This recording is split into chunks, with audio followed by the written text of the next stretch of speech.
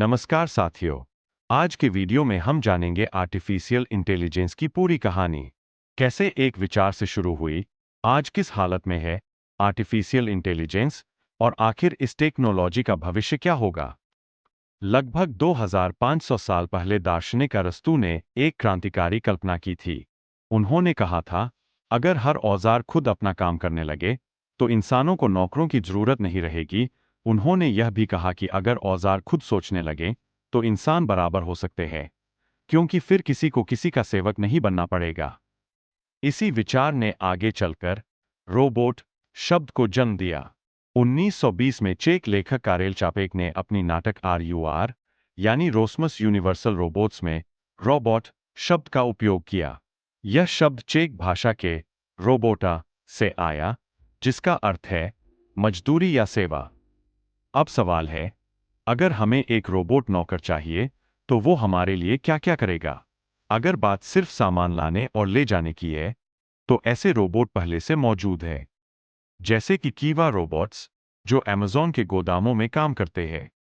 ये छोटे छोटे नारंगी रंग के रोबोट शेल्फ उठाकर सही जगह पहुंचा देते हैं। होंडा कंपनी का असीमो रोबोट इसका जीवंत उदाहरण है। यह 2000 में बनाया गया था। यह दुनिया का पहला ऐसा रोबोट था जो इंसान की तरह चल सकता, दौड़ सकता, सीढ़ियां चढ़ सकता और संतुलन बना सकता था।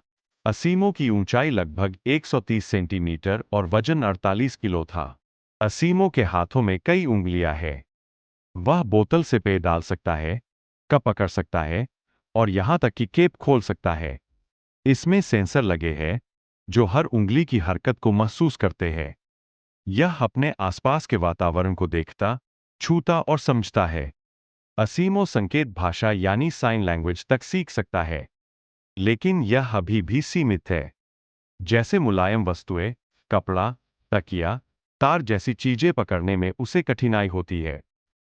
अब इंसानों ने ऐसी तकनीकें बना ली है जो रोशनी, आवाज, तापमान, दाब, गति और गंध तक महसूस कर सकती है। माइक्रोसॉफ्ट का काइनेक्ट सेंसर इसी दिशा का उदाहरण है, जो कमरे का 3D नक्शा बनाकर यह समझ सकता है कि कौन सा वस्तु स्थिर है और कौन सी चल रही है। इसी तरह कंपनियां जैसे iRobot और गूगल मिलकर ऐसे टेलीकॉन्फ्रेंसिंग रोबोट बना रही है जो आवाज और चेहरे को पहचानकर प्रतिक्रिया दे सकें। आज हमारे फोन में मौजूद सिरी या एलेक्सा जैसे सिस्टम बोलकर आदेश पहचान सकते हैं, लेकिन ये तकनीक अभी परिपूर्ण नहीं है। लोगों के अलग अलग उच्चारण और शब्दों की विविधता इन प्रणालियों को भ्रमित कर देती है। इसीलिए भविष्य के रोबोट को चेहरे के हाव भाव, हाथों की मुद्रा और नजरों की दिशा को भी समझना सीखना होगा। जापान के वैज्ञानिकों ने एक ऐसी तकनीक बनाई है जो किसी व्यक्ति के चेहरे से उसके इरादे को पहचान सकती है। जैसे अगर कोई गेंद मांग रहा हो तो रोबोट उसे समझकर गेंद दे सके। 1950 में गणितज्ञ एलन ट्यूरिंग ने एक महत्वपूर्ण सवाल पूछा, क्या मशीनें सोच सकती है?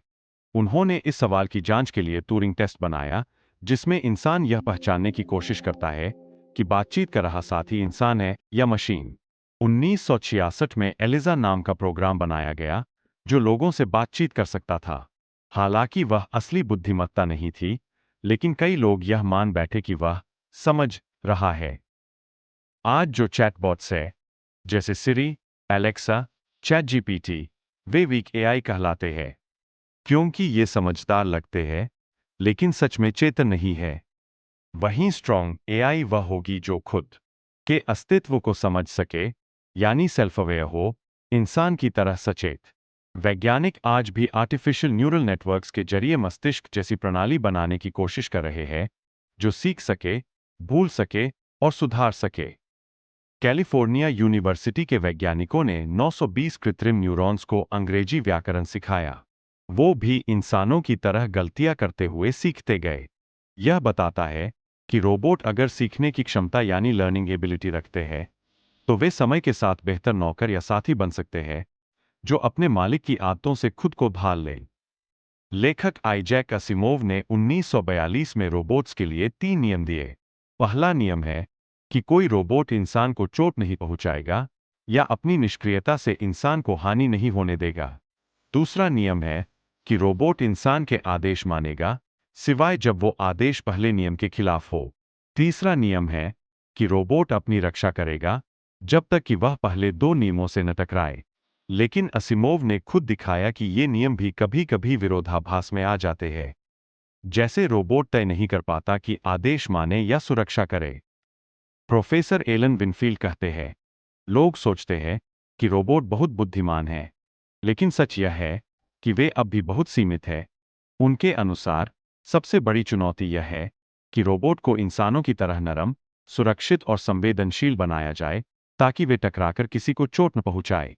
आज भी सबसे उन्नत रोबोट का स्पर्श संवेदक किसी छोटे कीड़े के सेंसर जितना भी सक्षम नहीं है। भविष्य में रोबोट बटलर का सपना संभव है, लेकिन अभी कई चुनौतियां बाकी है, जैसे बिजली की खपत, बैटरी चार्जिंग और लागत। वर्तमान में छोटे-छोटे विशेषीकृत रोबोट ज्यादा व्यावहारिक है, जैसे रूम्बा जो घर की सफाई करता है। स्वार्म रोबोटिक्स एक नई दिशा है, जहां कई छोटे-छोटे रोबोट मिलकर एक बड़े काम को करते हैं, बिल्कुल दीमक या मधुमक्खियों के झुंड की तरह। अब बात करते हैं आंकड़ों की। इंटरनेशनल फेडरेशन ऑफ रोबोटिक्स के नवीनतम आंकड़ों के अनुसार 2023 में दुनिया भर में प्रोफेशनल सर्विस रोबोट्स की बिक्री में 30% की वृद्धि हुई। कुल 2,05,000 से अधिक यूनिट बिकीं। इनमें से एशिया प्रशांत क्षेत्र में 1,62,000 यूनिट बिकीं, जो कुल का लगभग 80% है। यूरोप में 33,918 यूनिट और अमेरिका में 8,927 यूनिट बिकीं। सर्विस रोबोटिक्स मार्केट 2025 में लगभग 26 से $47 बिलियन तक पहुंच चुका है और 2032 तक यह 90 से $98 बिलियन तक पहुंचने का अनुमान है। यह दिखाता है कि रोबोटिक्स इंडस्ट्री किस तेजी से बढ़ रही है। जापान में 2025 तक वृद्ध देखभाल में रोबोट्स की भूमिका और भी महत्वपूर्ण हो गई है। देश में 2.37 से 2.49 मिलियन नर्सिंग केयर वर्कर्स की जरूरत है। हाल ही में जापान ने 150 किलो वजनी संचालित ह्यूमनॉइड रोबोट एरिक विकसित किया है, जो बुजुर्गों की देखभाल में मदद करता है। यह उन्हें करवट दिलाना, डायपर बदलना जैसे काम कर सकता है। जापान में बेबी बूम के दौरान पैदा हुए 8 मिलियन लोग 2025 में 75 वर्ष या उससे अधिक उम्र के हो गए हैं, जिससे देखभाल रोबोट्स की मांग तेजी से बढ़ी है। तो साथियों, 2500 साल पहले अरस्तू ने जो सपना देखा था, आज वह वास्तविकता बनता जा रहा है।